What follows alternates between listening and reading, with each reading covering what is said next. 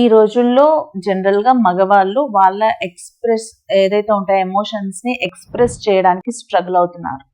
ఎందుకో తెలుసా? ఏదైనా బాధ వచ్చింది అనుకోండి, ఏడ్చారంటే అరే ఇక్కడ మగాడు ఏడుస్తారా అని అంటారు.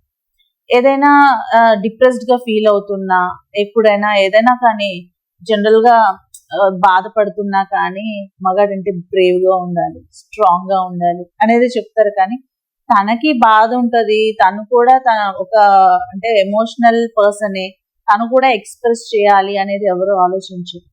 సో మీ ఏదైతే ఉంటుందో ఎమోషనల్ గా ఎక్స్ప్రెస్ చేయాలి మీ ఫీలింగ్స్ ని అనుకుంటే there will be right techniques. Specially మీరు ఒక్కలే ఉన్నప్పుడు జస్ట్ ఒక పేపర్ అండ్ పెన్ తీసుకొని మీ బాధ అంతా అందులో రాయండి.